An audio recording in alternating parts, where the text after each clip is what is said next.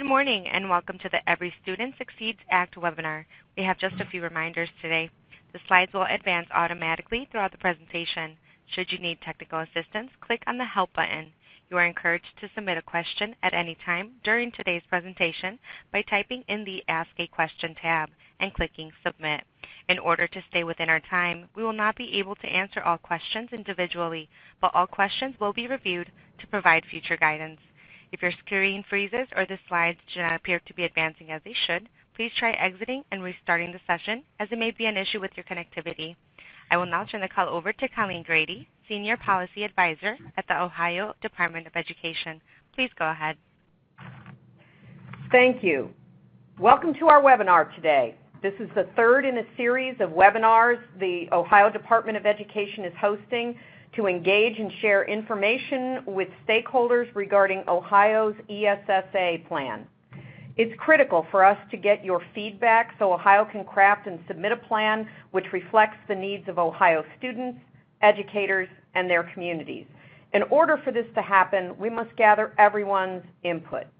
Today's topic is the additional indicator of school quality, or often referred to as the non-academic measure or indicator.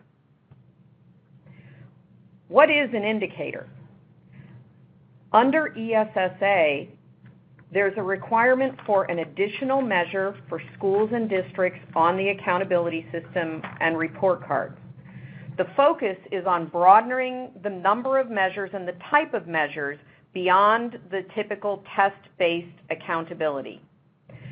Concerns have been expressed that accountability was too focused on test-based measures, and ESSA gives states the opportunity to broaden the idea of what a quality or effective school and district are. Potential examples include student engagement, measures of student climate, access to advanced coursework, and other measures beyond proficiency on state tests.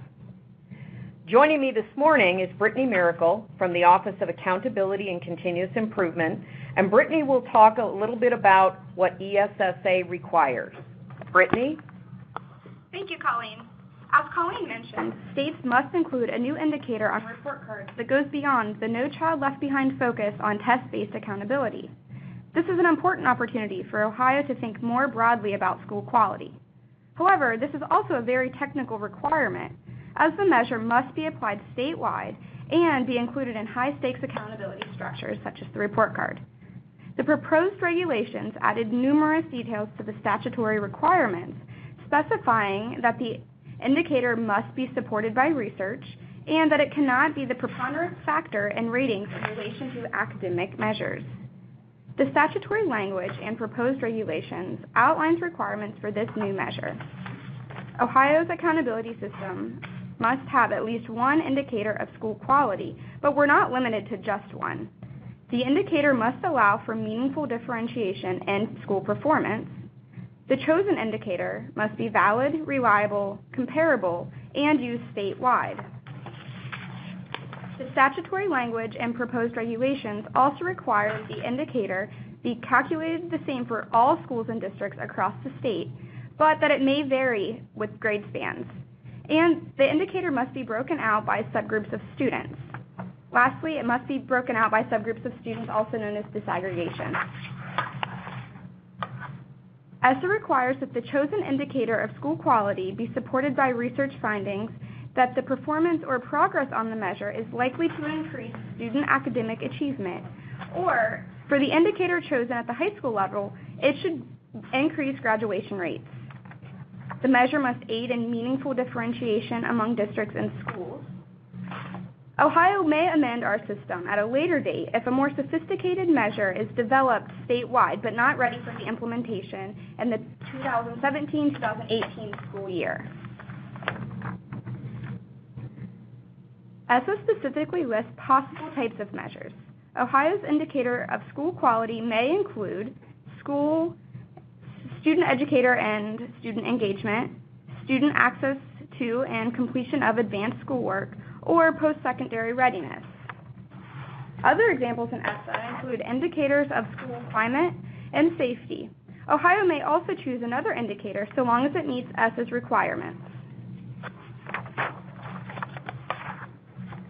We'd now like to connect with you through a poll question. Based on your experience in your school or district, please answer the question on your screen. Which of the following, and you may check all that apply, which of the following types of measures do you think should be included in Ohio's accountability system? Student engagement, educator engagement, student access to and completion of advanced schoolwork, post-secondary readiness, school climate. Again, you may check all that apply. These sessions are meant to gather feedback, so thank you for participating in our poll question.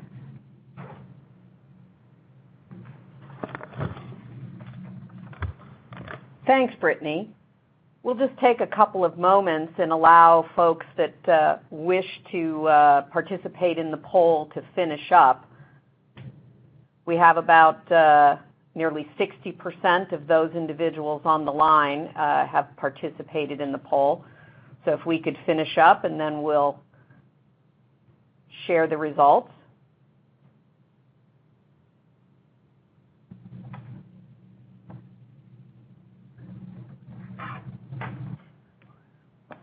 So what we see in terms of the polling, and thank you very much for sharing your thoughts, is that there's a great deal of support for all of the items that were listed.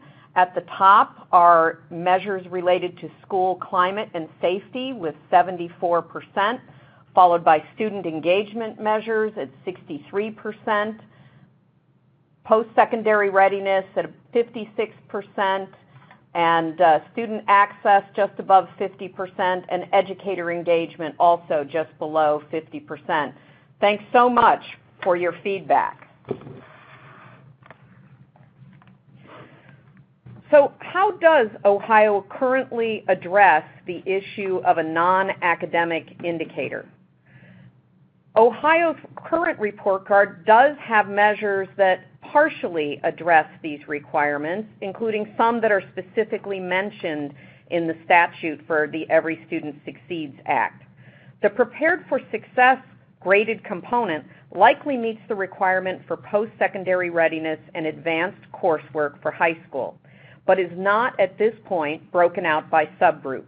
Additional information is included about participation in advanced coursework, as well as data on post-secondary outcomes. Ohio's current report card also, in the indicators met, includes a gifted education indicator, which counts as one of the indicators met, and this measure includes opportunities for and performance by gifted students and factors in the subgroups. Again, Ohio has some measures that have been specifically mentioned in ESSA. In a report-only item on the report card, the Ohio report card includes measures of chronic absenteeism, discipline instances, and availability of fine arts courses. This is data that is currently collected, but it's not yet broken out by student subgroup. The information on wellness and physical education is also available on the district and school detail pages. Data is collected on the availability and participation in fine arts courses and extracurricular activities, but the data at this point is somewhat inconsistent both at the school and the district level.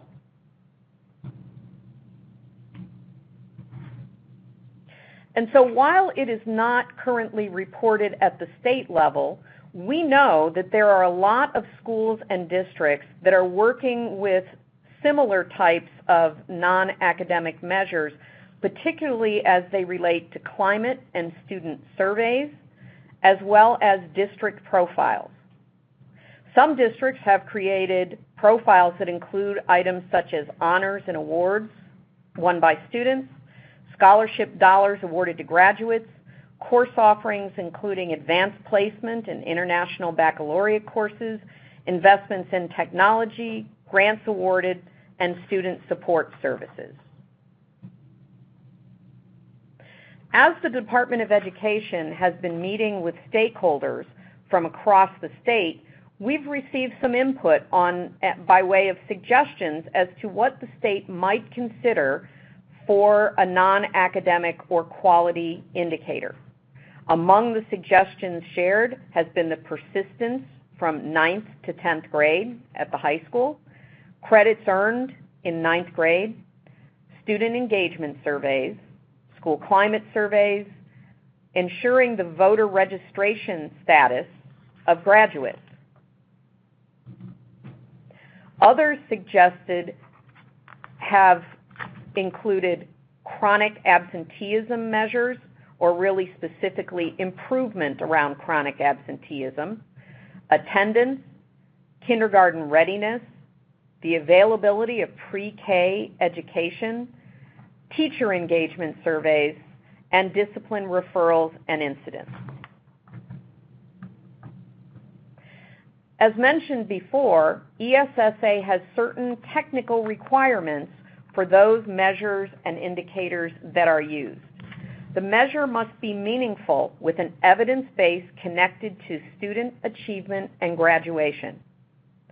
The measure must also be incorporated on the report card and that it count towards the overall or summative grade on the report card. This measure would be part of what counts and contribute to the summative grade. Since it will contribute to the report card, there are some significant considerations regarding data collection, reporting, and quality. Some measures, such as surveys, may require more data collection and place a burden on schools. New elements would be required to be added to our EMIS reporting system. Challenges also appear in the form of requirements under ESSA. What different measures can be used for different grade spans? The measure must be statewide, at least at that grade span or grade level, and it must be broken out by subgroup. It has to be standardized, found to be reliable and valid with the evidence base to achievement and graduation. And whatever measure or measures are used must be consistently used across the state. It would not be a district-by-district decision. But it must be one measure as well as additional measures. There are no limits on the number of non-academic quality measures or indicators that Ohio could consider. Depending on the measure or measures selected, there also could be some considerable new costs for states and districts regarding implementation. We'd like to ask you again to once more share your opinion in our poll question.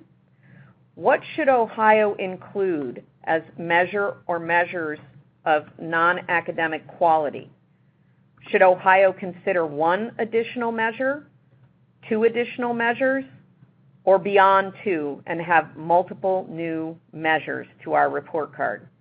These again would be not test related. We'll just take a few minutes and give folks the opportunity to tell us what they think about the number of measures that Ohio might consider. Let me say that one of the considerations as we're waiting for the polling is that Ohio could start with one measure and in their plan include options for additional implementation down the road. So we have about 2/3 of those of you on the line who've participated in the poll. Thank you again very much. And we're fairly evenly split between the idea of one additional measure or multiple measures, with about 38% for both of those and 22% for two additional measures. Thank you very much for your feedback. We'd like to take a moment and ask some questions and ask for your feedback, and we have a couple of ways that you can participate for this.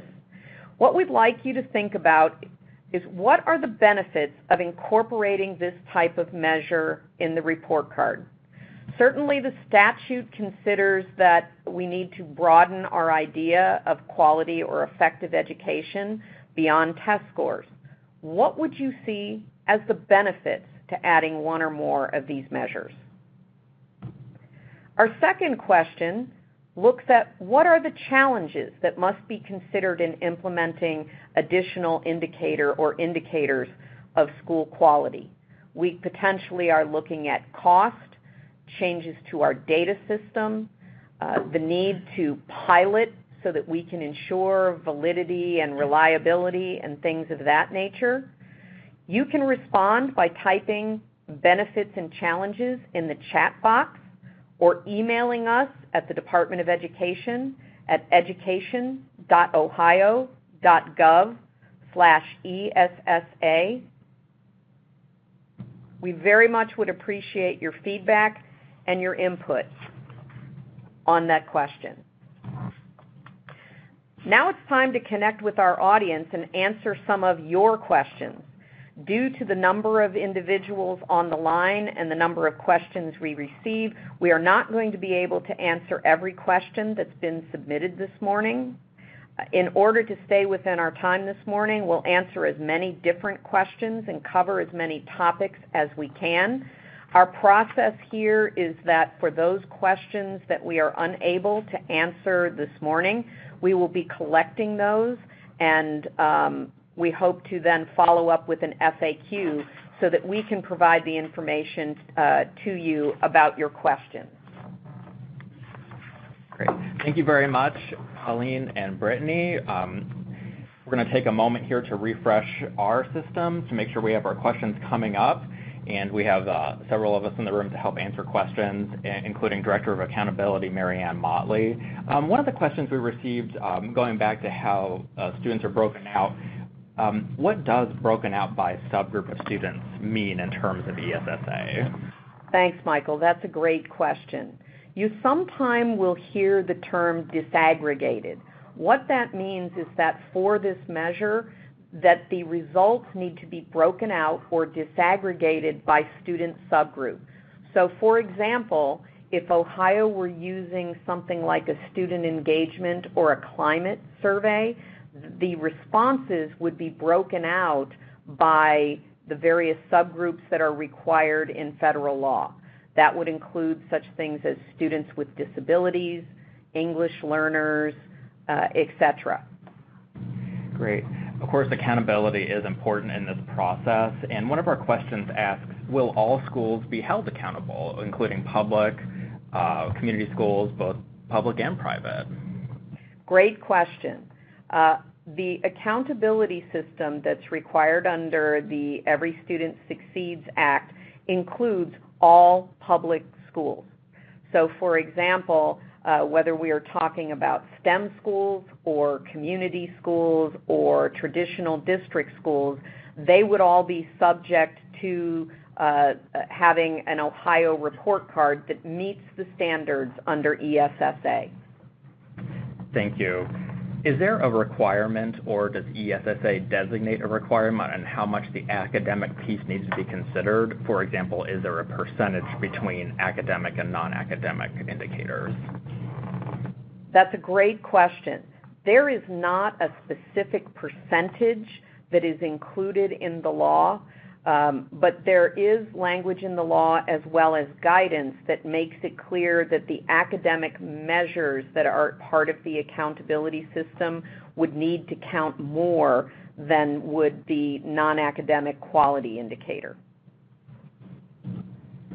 You mentioned persistence from 9th to 10th grade. Could you expand upon that? That's a great question, Michael. One of the things that we see, unfortunately, is that students often struggle in 9th grade and fail to return to high school for their 10th grade. 9th grade is a point in time where we see some high dropout percentages. So we would be looking at those students, even if they struggled, who came back for 10th grade. That is a similar measure to one that was mentioned, which would look at the number of credits that are earned by first-time 9th graders. Typically, those students that are able to earn 5 or more credits are less likely to be at risk for dropping out.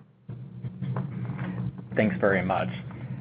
Are there any non-academic indicators that the state is currently collecting that could be used and evaluated, which would not add any additional cost or effort on behalf of the school district? There are some measures. Obviously, we talked a little bit about the Prepared for Success component, and those measures, based on what is in ESSA, seem to meet that standard.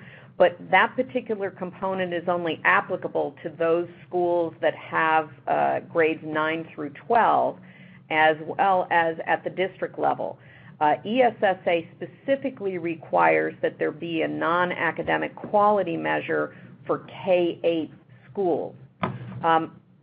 ODE also currently collects data and has it in a report-only format, doesn't count as part of the report card, measures that look at chronic absenteeism as well as discipline incidences. That data is in fact already collected. It has not, though, at this point in time been broken out or disaggregated by subgroup. Great, thank you. We had a question regarding the Prepared for Success component and what that entails, what is measured, and if it's possible that that would be included in this for ESSA. Hi, this is Marianne Motley in the Office of Accountability, and we are looking at that measure, that component, as a possibility to be used.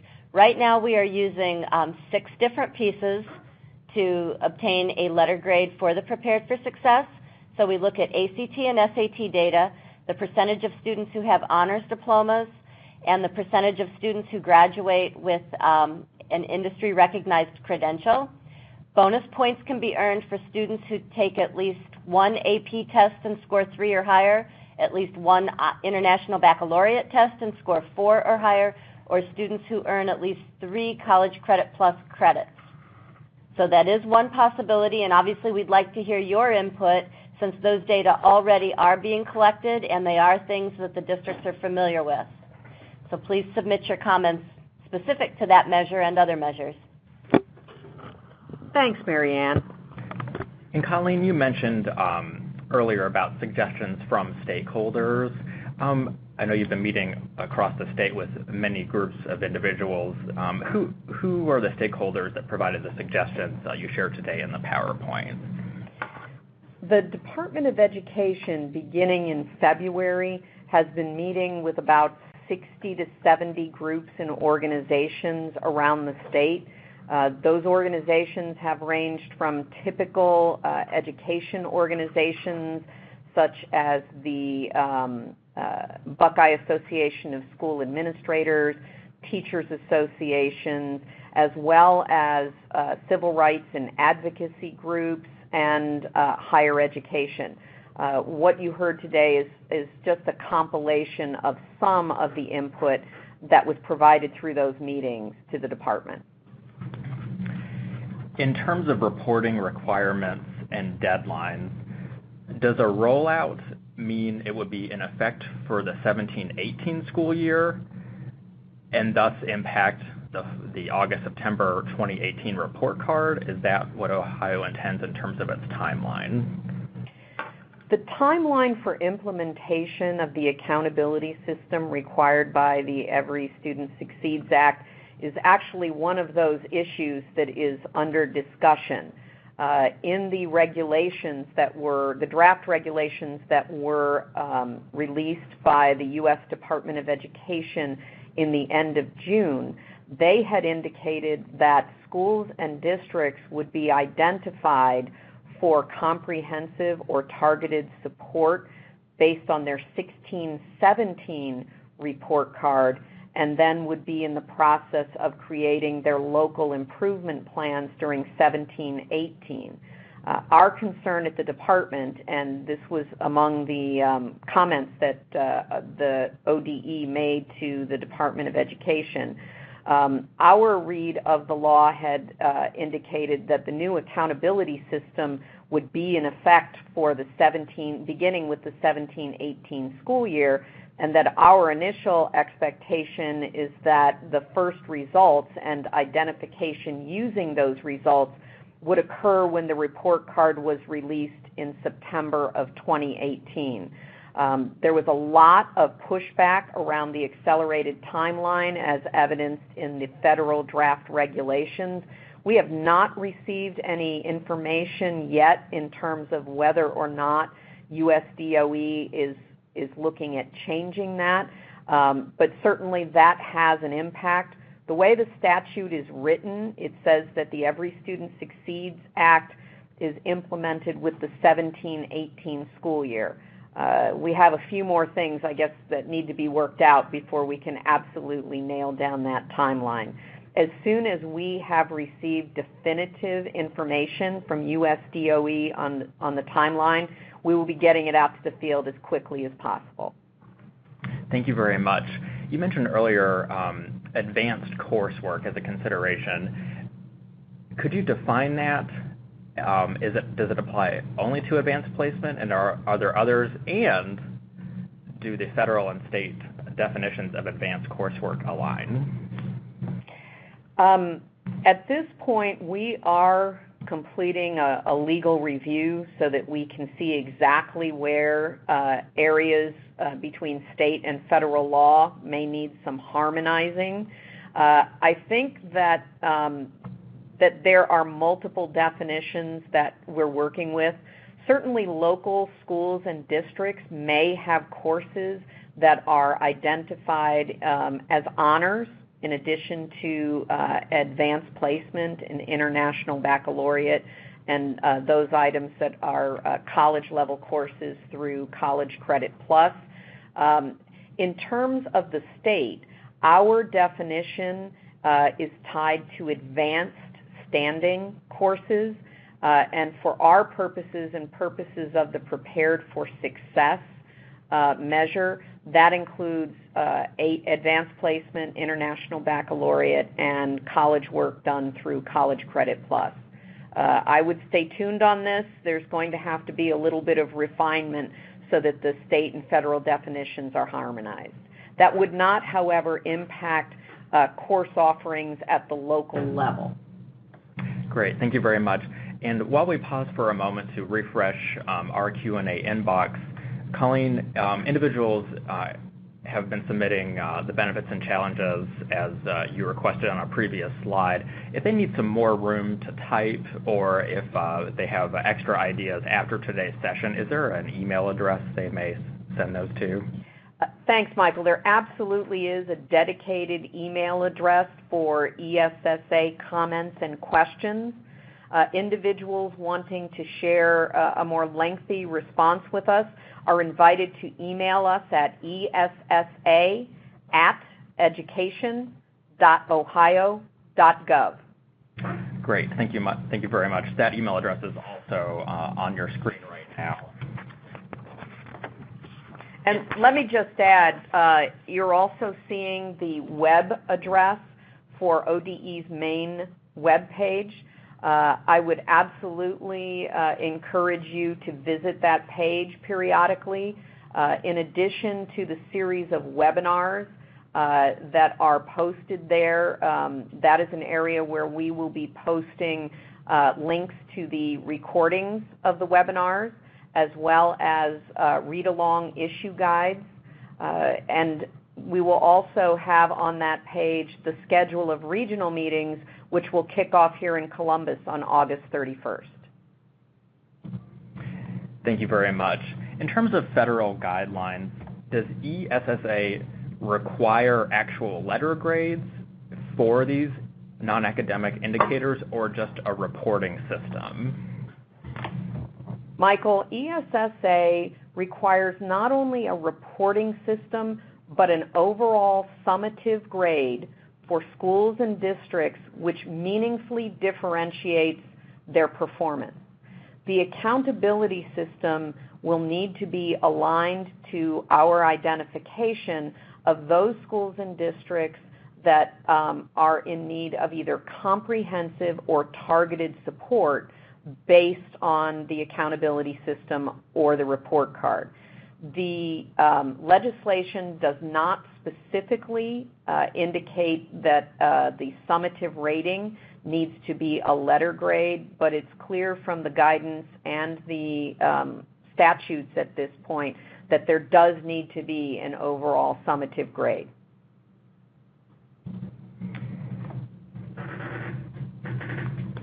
During the survey, it was noted that not having any additional indicators was not an option for the audience. How is that concluded, and is that based on federal guidelines on ESSA? Yes. Federal statute in Every Student Succeeds Act and the subsequent draft regulations from the U.S. Department of Education require that beginning with the 17-18 school year that states incorporate a non-academic or quality measure into their accountability system. So in terms of federal requirements, 0 is not an option. We must have one or more measures. Are there any, besides the email address, writing in and participating in the webinars and the regional meetings, are there other ways you encourage individuals to stay connected and have a voice in this process? Great question. I would say on the Department of Education's ESSA website, you may subscribe to updates so that as new material is posted on that page, you're the first one to receive that information. And we expect that within the next couple of weeks, we will also be posting a fairly comprehensive general survey that covers many of these areas so that individuals, if they are not able to attend the regional meetings or participate in the webinars, can also go online and complete the survey. And I would say if none of those are particularly appealing or available options, we are also welcoming any kind of input that we receive through the general dedicated email address for ESSA. Thank you. Is there a timeline for when the department will decide on the indicator or indicators that will be submitted in the state plan? So at this point in time, we are hearing unofficially, although nothing official has come from the U.S. Department of Education, that there will be 2 windows to submit state plans, one in the spring and one in the summer, probably July. So our timeline is not as firm, even though the law was passed months ago. We're still waiting on some specific guidance. As part of the overall stakeholder engagement strategy, in addition to having had these initial meetings with organizations around the state, and now the webinars and the regional meetings and the expanded online survey and comments via email, we also expect, as we nail down our timeline, that when there is a draft of the initial state plan available, that it will be posted online for 30 days for general comment, at which point then we would be reviewing all of the comments before any final revisions are made to the plan. The final step in this process is that once the plan is complete, it goes to the governor for review and is submitted under the governor's signature. Thank you very much, Colleen. You actually answered a few of our next questions regarding the timeline and submission process and who is involved in that, so we appreciate that. We have time for a couple of more questions before we wrap up. Is it difficult, or how difficult is it if if data is collected in a specific subgroup to be included in the plan, which is not already included? So if it's reported now, but not broken out by subgroup, I believe. Yeah, I think what this customer is asking is, if data are already being reported, how easy or difficult is it to disaggregate by the 10 federally required subgroups, or whatever groups we have to display data for? And the answer is it's pretty easy. You're already reporting demographic information for each student who goes to your school or district. And so to report additional data, we simply tie the demographic reports to whatever the data piece may be, and we're able here at ODE to disaggregate. So unless we are adding additional subgroups or additional demographic pieces, we would already have the data, for example, for race and ethnicity, whether or not the student is disabled, limited English, economic disadvantage, etc. Thanks, Marianne. Great. And our last question, at the regional meetings, do you intend to offer even more information as it's been released by the feds, and will there be an opportunity to comment further about all of the topics that are planned for the webinars? Yes. The Ohio Department of Education is partnering with Philanthropy Ohio. They've graciously agreed to kind of take the lead for us in these regional meetings. These regional meetings will cover a full range of topics for discussion. They're not just specific to a single topic or issue. All of the information will be collected by Philanthropy Ohio and provided to the Department of Ed so that we have the full range of stakeholder input from all of the regional meetings. Great. Thanks very much this morning to our presenting team, and thanks to everyone who has submitted questions and comments. Again, those will be saved so we can provide future guidance for you. Colleen, before we wrap up, I'm going to place the webinar schedule on the screen for everyone. Do you have any closing comments before we finish today? We really appreciate the level of participation today. Today, as well as all of the webinars, address very important topics. Some of them have a great impact on what will be included in Ohio's plan under ESSA. Others are part of a transition or implementation of new requirements that districts and schools need to know and that will need to be addressed in some cases prior to the 17-18 school year. We value the stakeholder input. We are in the process, as we said, of compiling the input at each of these stages so that it actually is part of the process in terms of decision making. Great. Thank you very much again for everyone joining this morning. We appreciate it, and this concludes our webinar. Thank you. Thank you, ladies and gentlemen. This concludes today's webinar. Thank you for participating.